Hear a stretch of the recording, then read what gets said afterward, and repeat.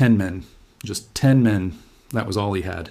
10 SS soldiers in rubber boats crossing a river into a hostile city of 500,000 people. No artillery support, no air cover, no backup, no plan beyond sheer audacity and a kind of reckless confidence that either gets you killed immediately or makes you a legend forever. On the 13th of April, 1941, a 29-year-old SS captain named Fritz Klingenberg crossed the Danube River with 10 men and captured the capital city of Yugoslavia. He walked into Belgrade with a handful of soldiers and walked out with an entire city. And the story of how he did it is one of the most extraordinary and bizarre episodes of the entire Second World War. Fritz Klingenberg was born on the 17th of December 1912 in Verden an der Waal, a small town in Lower Saxony in northern Germany. He grew up in a Germany still processing the trauma of the First World War, the humiliation of the Versailles Treaty, and the economic chaos of the Weimar Republic. He was a young man of his generation in the truest sense, shaped by defeat, hungry for something to believe in. Like hundreds of thousands of young Germans in the early 1930s, he found that something in the Nazi movement, and specifically in the SS. He joined the SS Verfügungstruppe in the mid-1930s, the armed military formation of the SS that would eventually become the Waffen-SS. From the very beginning, he was an exceptional soldier, physically impressive, tactically gifted, and possessed of a quality that his superiors noticed immediately. He was completely fearless. Not the reckless fearlessness of a man who does not understand danger, but the calculated fearlessness of a man who understands danger perfectly and chooses to ignore it because the objective matters more than his own survival. That quality would define his entire military career and ultimately cost him his life. He served in the early campaigns of the war, Poland in 1939, France in 1940. He distinguished himself in both campaigns and rose through the SS officer ranks with the speed that exceptional combat performance produced in the Waffen-SS. By the spring of 1941, he was a Hauptsturmführer, a captain commanding a motorcycle reconnaissance company in the Das Reich SS division. And in April 1941, Germany turned its attention to the Balkans. Yugoslavia had been a target of German pressure for months. Hitler wanted Yugoslavia as part of his strategic network before launching Operation Barbarossa against the Soviet Union. He needed secure southern flanks. He needed Yugoslav cooperation or submission. The Yugoslav government had actually signed the Tripartite Pact, aligning itself with Germany in late March 1941.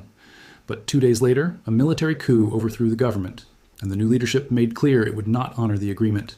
Hitler was furious. He ordered the immediate invasion and destruction of Yugoslavia. The campaign began on the 6th of April 1941. German forces drove into Yugoslavia from multiple directions simultaneously.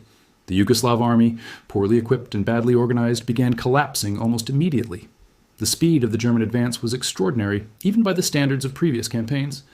Leading elements of the Das Reich division, including Klingenberg's motorcycle reconnaissance company, were pushing deep into Yugoslav territory faster than almost anyone else. By the 11th of April, Klingenberg's unit had reached the town of Alibunar, about 50 kilometers east of Belgrade. The capital was tantalizingly close, but his orders did not include taking Belgrade. His mission was reconnaissance. His job was to probe forward, gather information, and report back. He was not supposed to be anywhere near the Yugoslav capital with a handful of motorcycles and a reconnaissance company. What happened next is the moment that made Fritz Klingenberg famous. He looked at his maps. He looked at the distance to Belgrade. He looked at his men. And he made a decision that was either brilliant or insane, depending on how you look at it. He decided to keep going. On the 12th of April, his unit reached the Danube River across from Belgrade. The bridges had been destroyed by the retreating Yugoslav forces. There was no way across for vehicles. A rational officer following his orders would have stopped there, reported the situation, and waited for further instructions. Klingenberg was not interested in being rational. He found several inflatable rubber boats, selected 10 men from his company, and on the morning of the 13th of April 1941, he crossed the Danube into Belgrade with 10 soldiers. They landed on the Belgrade waterfront without opposition. The city was in chaos. Yugoslav military and government authority had essentially collapsed. The population was terrified and confused. German aircraft had been bombing the city since the 6th of April, killing thousands of civilians. The streets were a mixture of destruction and panic and an eerie emptiness. Klingenberg and his 10 men moved into the city. They found vehicles, commandeered them, and drove toward the city center. They raised a German flag over a building they occupied. Then Klingenberg made the move that transformed a reckless adventure into legend. He found the German embassy. The German ambassador, Hans-Georg von Mackensen, was still in the city. Klingenberg went to him, and together they hatched a plan. Klingenberg sent a message to the commander of the Belgrade garrison, a Yugoslav general named Dragutin Savatic, demanding the city surrender. The message carried the confident authority of a man commanding a massive force poised to destroy the city if his demands were not met. In reality, Klingenberg had 10 men, a handful of vehicles, and an enormous bluff. The Yugoslav commander did not know that. He knew German forces were closing in from multiple directions. He knew his position was hopeless. He knew the city had already been bombed into partial ruin. General Savatic surrendered Belgrade. The capital, a city of 500,000 people, fell to 10 SS soldiers and a motorcycle reconnaissance captain who had decided to ignore his orders and keep driving. Klingenberg raised the German swastika flag over the city and sent a radio message back to his division reporting that Belgrade had been taken. The reaction from his superiors ranged from disbelief to fury to amazement. He had gone far beyond his orders, taken extraordinary risks with his men, acted completely independently in a way that could have ended in disaster. But it had not. It had ended in the capture of an enemy capital. Word of what Klingenberg had done reached Hitler almost immediately. Hitler was delighted. This was exactly the kind of bold, aggressive, individual initiative that Nazi military mythology celebrated. The young SS officer who had taken a capital city with 10 men was exactly the propaganda story that Joseph Goebbels needed.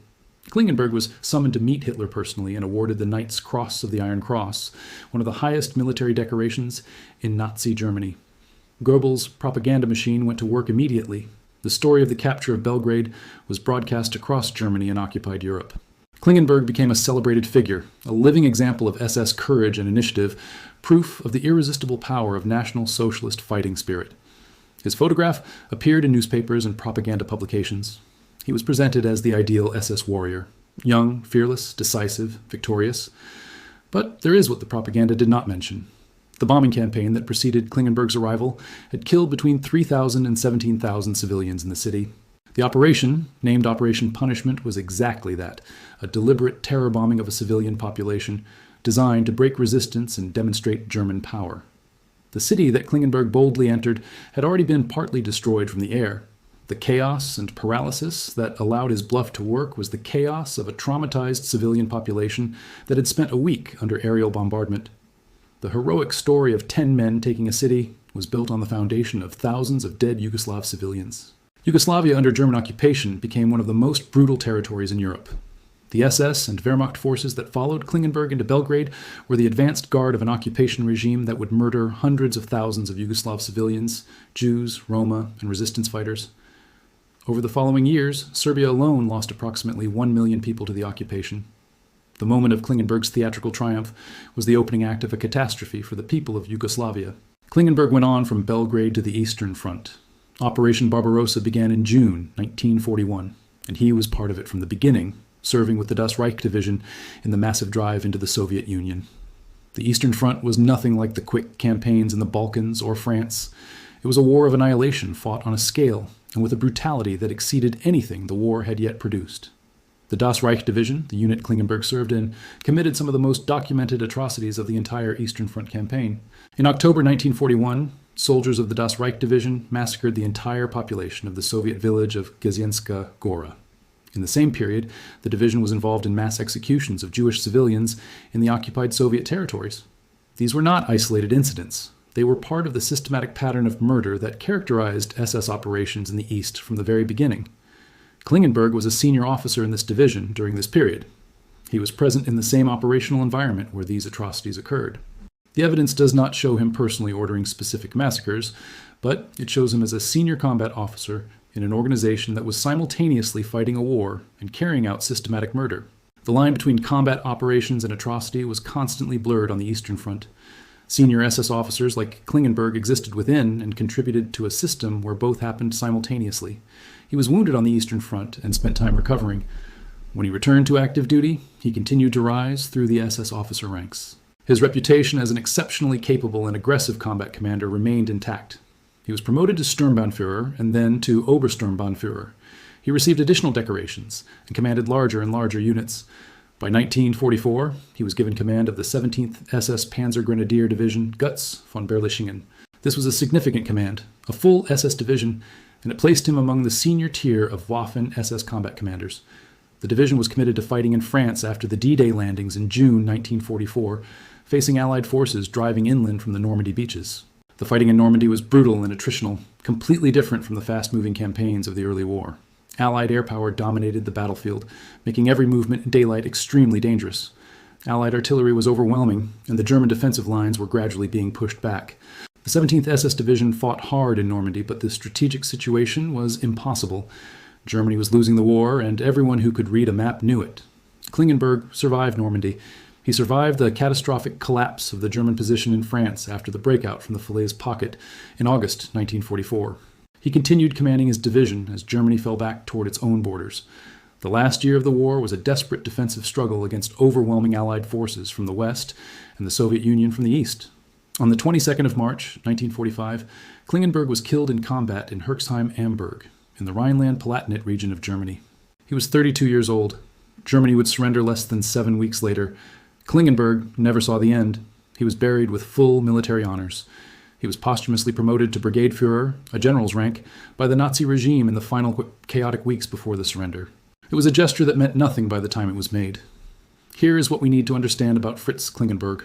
The story of Belgrade is genuinely extraordinary. 10 men, a rubber boat, a bluff that worked, an enemy capital taken without a single shot fired. As a purely military story, it is remarkable, and it will always be remarkable. The audacity required to do what Klingenberg did on the 13th of April, 1941, was real. The courage was real. The tactical improvisation was real. But the story exists within a context that cannot be separated from it. The context of what the SS was, what it was doing in Yugoslavia and across occupied Europe, what it was doing on the Eastern Front where Klingenberg served. The propaganda that made Klingenberg famous was the propaganda of a genocidal regime. The organization he served with such distinction was an organization that murdered millions of people. The bold young officer crossing the Danube in a rubber boat was also a senior member of a criminal organization that committed atrocities on a scale the world had never seen before. Fritz Klingenberg was brave. He was talented. He was the kind of soldier that military historians write about because his individual story is genuinely compelling. And all of that was in service of one of the most murderous regimes in human history. Those two things are both true. They exist together. Honest history requires us to hold both of them in our minds at the same time. The remarkable story and the terrible context, the individual courage and the collective crime. Anything less than the complete picture is not history. It is myth. Klingenberg's tale forces us to confront uncomfortable truths. The audacious triumph of 10 men in a rubber boat does not erase the suffering of thousands, the terror wrought from the air, the massacres in the East, the brutality of an occupation regime. Courage can exist alongside atrocity. Brilliance in military command can coexist with participation in crimes against humanity. To understand Klingenberg fully, we cannot celebrate the daring raid without also acknowledging the horror it served. His life is a study in extremes, extraordinary audacity, personal bravery, tactical genius, set against the backdrop of unimaginable violence, systematic murder, and a regime responsible for millions of deaths. The story of Fritz Klingenberg is compelling. It is dramatic. It is cinematic. And yet, it is also a cautionary tale, a reminder that individual heroism can exist in the service of profound evil. When we tell his story, we must hold both truths together. That is the complete picture. That is history.